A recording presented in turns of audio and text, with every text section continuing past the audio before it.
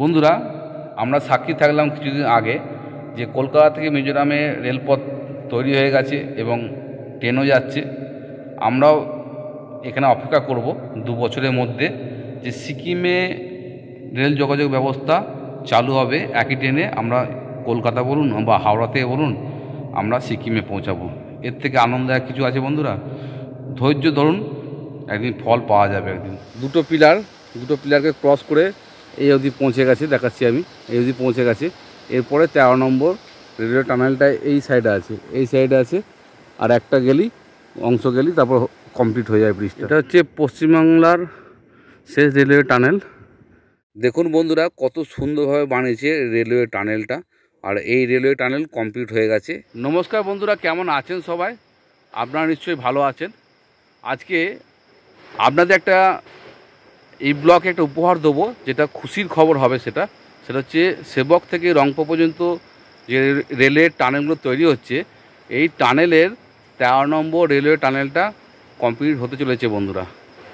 আর আপনারা এই ব্লগগুলো দেখেন, কেমন লাগে আপনারা অতি অবশ্যই বলবেন। আর আজকের মৌসুমটা আছে একদম ঠান্ডা মেঘলা অবস্থা। আর বন্ধুরা, এই জঙ্গলের পাশ দিয়ে যে রাস্তাটা আছে, এই রাস্তা দিয়ে যাব 13 নম্বর রেলওয়ে টানেলটা সামনে গিয়ে দেখাবো কতটা কি কাজ হয়েছে না হয়েছে। ভেতরে পর্যন্ত যাব। এই সাইড থেকে সিকিমের একদম বর্ডার অবধি যাব। এই টানেলটা এমন একটা টানেল, পশ্চিমবঙ্গের শেষ টানেল এটা। এবং এই টানেলের ভেতর দিয়ে যাব এবং সিকিমের ওই সামনে একদম বর্ডারের সামনে গিয়ে উঠবো একবার। আর ওখানকার পরিবেশটা দেখাবো আপনাদেরকে। বন্ধুরা, আমার চ্যানেলে যদি আপনি নতুন হয়ে থাকেন, চ্যানেলটা সাবস্ক্রাইব করুন, পাশে থাকা নোটিফিকেশানটা অন রাখুন, যে নতুন ভিডিও আপডেট দেওয়ার সাথে সাথে আপনাদের কাছে পৌঁছে আমার ভিডিওটা। চলুন বন্ধুরা, লেট না করে যাওয়া যাক।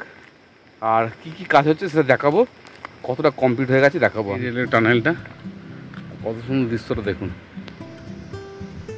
দারুণ সুন্দর লাগছে। কিন্তু এটা হচ্ছে 16 নম্বর রেলওয়ে ব্রিজ তৈরি হচ্ছে। আর এইখানটা শুধু বাকি আছে। এইখানটা গেলেই, এই অংশটা গেলেই পুরো আপনার কমপ্লিট হয়ে যাবে। দেখতে পাচ্ছেন 13 নম্বর রেলওয়ে টানেলের সামনে একদম। আর এখানটাও একদম পরিষ্কার পরিচ্ছন্ন। এখানে ড্রেন তৈরি হচ্ছে, মানে সিপেজে জলটা বেরোনোর জন্যে। আর এই যে উপরটা আছে এইখানে টানেলের উপরটায়, এই উপরটায় উঠবো, দিয়ে দেখবো যে প্রকৃতির দৃশ্যটা কেমন লাগে। চলুন দেখাচ্ছি বন্ধুরা। এখান থেকে একটু উঠতে কষ্টও লাগবে, কারণ এখানটা রাস্তাটা এখন অনেকটা ভেঙে গেছে। 13 নম্বর রেলওয়ে টানেলের উপরে পৌঁছে গেছি। আর এখান থেকে প্রকৃতির দৃশ্য বা পাহাড়ে যে দৃশ্যগুলো কত সুন্দর লাগে, আপনারা তো আসবেন, তার আগে দেখিয়ে দিচ্ছি আমি যে কত সুন্দর লাগতে পারে। যেহেতু এখন বর্ষাকাল, চারিদিকটা সবুজ হয়ে আছে, গাছের পাতা সবুজ হয়ে গেছে, পাহাড়টাও সবুজ হয়ে আছে। সেই দৃশ্যটা দেখুন বন্ধুরা, কেমন লাগছে। এটা যে 16 নম্বর রেলওয়ে ব্রিজ সামনে, এদিকে কাজ একদম কমপ্লিট, লোকজন একদম কমে গেছে। সামনে দূরে পাহাড়গুলো দেখুন, মেঘগুলো ভেসে যাচ্ছে পাহাড়ের উপর দিয়ে। আর সামনে অংশটা হচ্ছে এটা তিস্তা রিভার, এই পাশ দিয়ে বয়ে গেছে। এই ব্রিজ থেকে যখন ক্রস করবেন তখন তিস্তা রিভারটা পুরো দেখা যাবে। এই সাইডে তিস্তা রিভারটা দেখুন, ভালো করে লক্ষ্য রাখবে। আর এদিকটা ড্রেন তৈরি হচ্ছে, যাতে এদিকে জল এইখান থেকে একদম বাইরে চলে যায়, টানেলে যেন ক্ষতি না হয়, তার জন্যে ড্রেন তৈরি হচ্ছে, নালা তৈরি হচ্ছে এটা। আর দেখতেই পাচ্ছেন কত সুন্দর একটা অপরূপ দৃশ্য দেখুন। এই জায়গাটা আছে না, এই জায়গাটা ভালো করে লক্ষ্য রাখলে দেখতে পাবেন, এটা তিস্তা রিভারটা এটা বয়ে যাচ্ছে। আর এরকম দৃশ্য দেখতে পাবেন। উত্তরবঙ্গ থেকে সড়ক পথে যারা সিকিমে গিয়েছেন তারাই বলতে পারবেন কতটা কষ্ট সহ করতে হয়। সেবক দিয়ে যাওয়ার অভিজ্ঞতা খুবই ভয়াবহ। ফেরার সময়ও একই ঝক্কি। একটি রাস্তায় যানবাহনের সব চাপ পড়ে, বর্ষার সময় ধস নেমে এবং পাথর পড়ে আরও চলাফেরার উপযোগী থাকে না। সঙ্গে ট্রাফিক জ্যাম তো লেগেই আছে। সব মিলিয়ে প্রাণ ওষ্ঠাগত। আমাদের উন্নত রেল ব্যবস্থা থাকা সত্ত্বেও ব্রিটিশ কিংবা ভারতীয় প্রশাসন কেউই সিকিমের রেল যোগাযোগের কথা ভাবেনি এতদিন। রেলপথ চালু হলে সেবক থেকে রংপো যেতে 2 ঘন্টারও সময় কম লাগবে।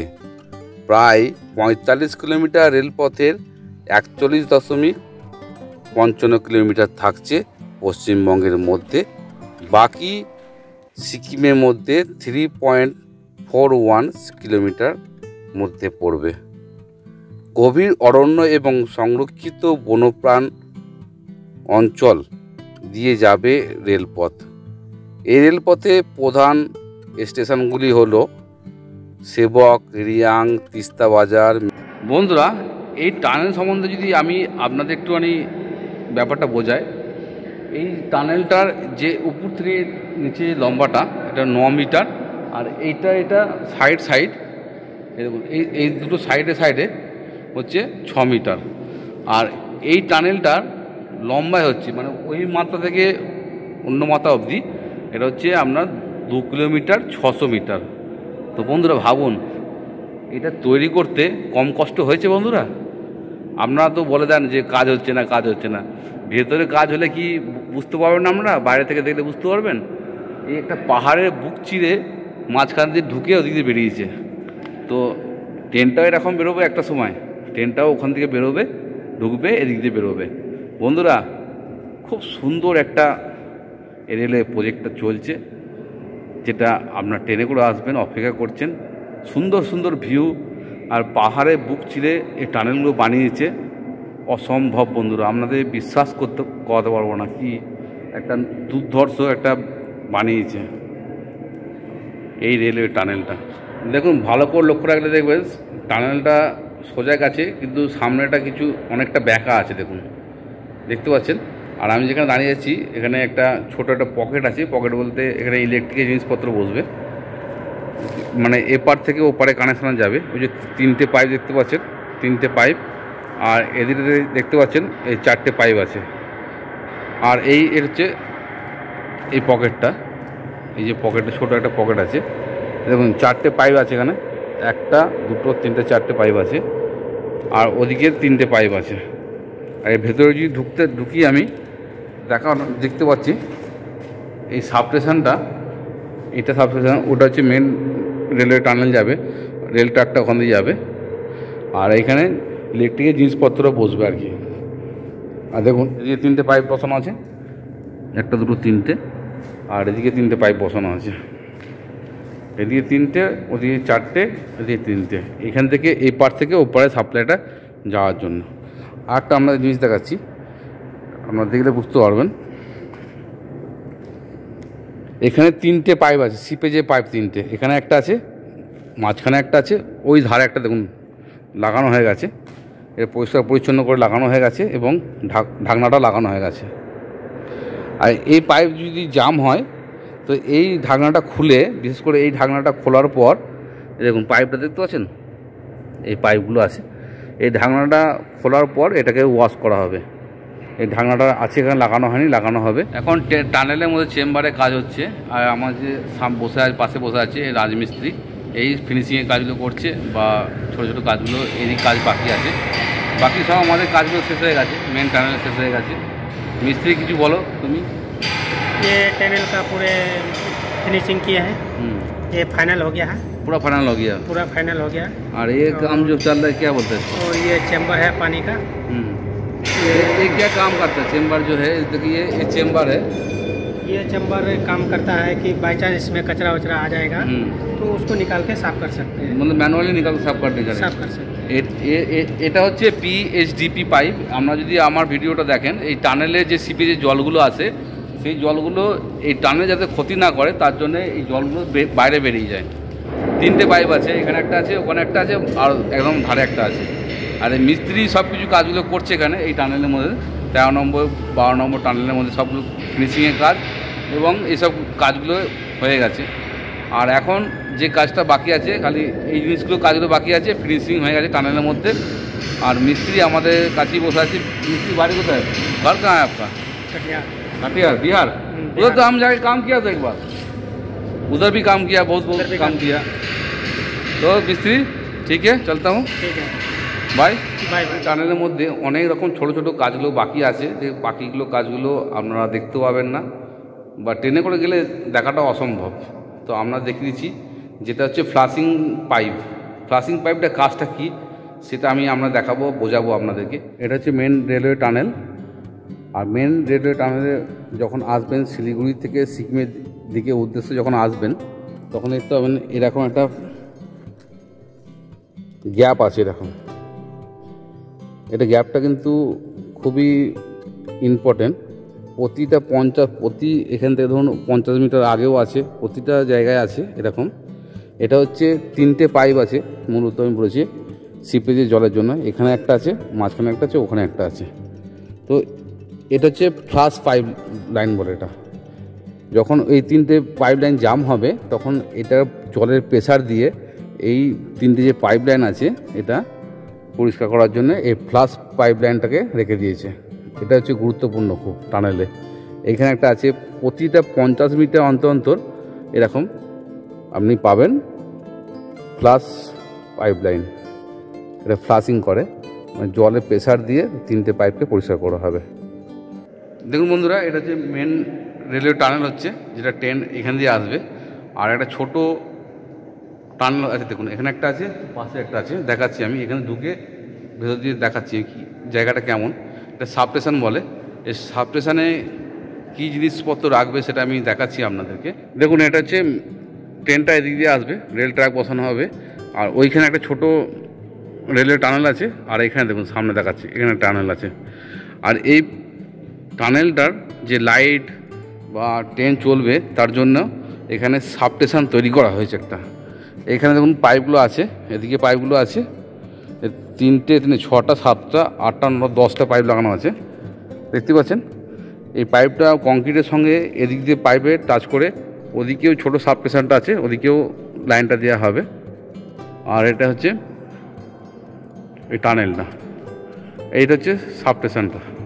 একটু দূর থেকে দেখায়, আপনাদের বুঝতে পারবেন, দূর থেকে না দেখলে বুঝতে পারবেন না।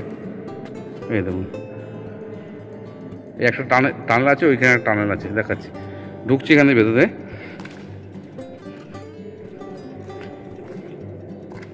এই যে আপনাদের বোঝাচ্ছি এবার, এই ড্রেনটা আছে না, দেখুন একটা লম্বা ড্রেন আছে, লম্বা ড্রেন আছে।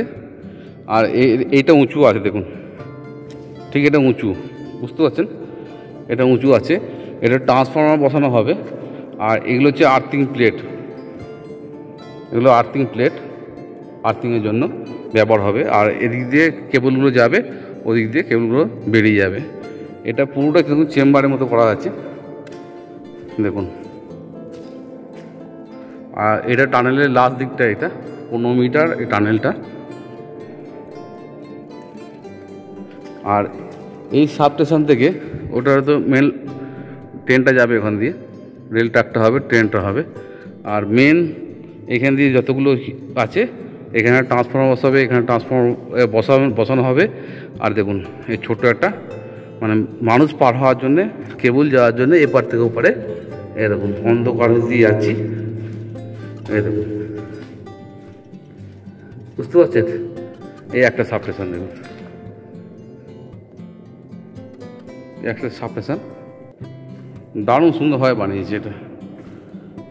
এই যে আর্থিং স্টিপগুলো লাগানো হয়েছে, অনেক কটা লাগানো হয়েছে, অনেক কটা আছে। এটা হচ্ছে সাবস্টেশন। আর এই দেখুন এটা হচ্ছে এই সাবস্টেশনে যদি বেরোনো হয়, বেরোনোর পর দেখতে পাবেন এটা হচ্ছে এইখানে ট্রাক বসবে, ট্রাকটা এখানে বসবে, বুঝতে পারছেন এবার। এটা হচ্ছে সাবস্টেশন। এই প্রজেক্টটা অনেক দিন ধরে চলছে, রেলের প্রজেক্টটা 4 বছর 5 বছর ধরে অনেক জায়গায়। তো এটা এই রেলের প্রজেক্টটা না কঠিন একটা চ্যালেঞ্জের মধ্যে পড়েছিল বন্ধুরা একটা সময়। যেমন সিকিমে বন্যা, ভূমিধস, চারিদিকে পাহাড় ভাঙা, এইসব জন্য অনেক সময় বন্ধ হয়ে গেছিলো, মানে কিছুটা কাজ থমকে গেছিলো। 2023 যখন বন্যা হয়েছিল তখন NH 10 পুরো একদম ধসে গেছিলো, একদম রাস্তাগুলো। তখন কাজে একটুখানি মানে কাজ স্লো হয়েছিল, সেটা একটা সময় দেখা গেছিলো। সিমেন্ট আসতো না, রড আসতো না, এবং আরও অনেক জিনিস আসতো না। একটা কঠিন চ্যালেঞ্জের মধ্যে দিয়ে এই রেলের প্রজেক্ট যে তৈরি হচ্ছে 2 বছরের মধ্যে, ট্রেনে করে আসবেন আপনারা, এর থেকে খুশি খবর আর কিছু দেওয়া যায় না বন্ধুরা। কঠিন চ্যালেঞ্জ, একদম কঠিন চ্যালেঞ্জ। চারিদিকে ধস, বৃষ্টি, বন্যা উপেক্ষা করেও এই প্রজেক্টটা এখন 2027-এর মধ্যে চালু হবে, ট্রেন চালু হবে। গোটা রেলপথে 17টি সেতু এবং 14টি সুড়ঙ্গ থাকছে। সবচেয়ে বড় সুড়ঙ্গটি লম্বায় 5 কিলোমিটার 270 মিটার, আর সবচেয়ে ছোট সুড়ঙ্গটা 538 মিটার। এই রেলপথ চালু হলে পশ্চিমবঙ্গ এবং সিকিমের পর্যটন তথা অন্যান্য শিল্পের নতুন দিগন্ত খুলে যাবে। দুই রাজ্যে যাতায়াতের অনেকটা সময় বাঁচবে। এটা হচ্ছে পশ্চিমবাংলার শেষ রেলওয়ে টানেল এইটা। আর এদের দেখুন, এদিক দিয়ে যাওয়া যায় আপনার কালিম্পং রাস্তা। ওই পাহাড়টা দেখতে পাচ্ছেন, ওটা হচ্ছে পাখিয়াং এয়ারপোর্টের, দেখা যায় এখান থেকে এয়ারপোর্টটা। কত সুন্দর আছে দেখুন জায়গাটা। আর এদিকটা পুরোটা হচ্ছে সিকিম। আর সামনে যে রেলওয়ে ব্রিজটা দেখতে পাচ্ছেন, এই পিলারগুলো। বন্ধুরা, আমার ভিডিওটা আপনারা মূল্যবান সময় ধরে আপনারা দেখেছেন, এতে আমি ধন্যবাদ জানাই। নতুন সদস্যদের জন্য আমি একটা কথাই বলবো, ভিডিওটা যদি ভালো লেগে থাকে বন্ধুরা, চ্যানেলটা সাবস্ক্রাইব করবেন, পাশে থাকা নোটিফিকেশানটা অন রাখবেন এবং লাইক করবেন, শেয়ার করবেন। আর এরকম যদি রেলওয়ে প্রজেক্ট বা রেলওয়ে টানেল, রেলওয়ে ব্রিজ বা ভারতবর্ষে যে কোনো প্রান্তে আমি ভিডিও বানাই, যদি দেখতে চান তো চ্যানেলটা অতি অবশ্যই সাবস্ক্রাইব করবেন। সুস্থ থাকুন বন্ধুরা, ভালো থাকুন। নেক্সট ভিডিওতে আবার দেখা হবে নতুন নতুন ভিডিও নিয়ে। টাটা, বাই বাই বন্ধুরা।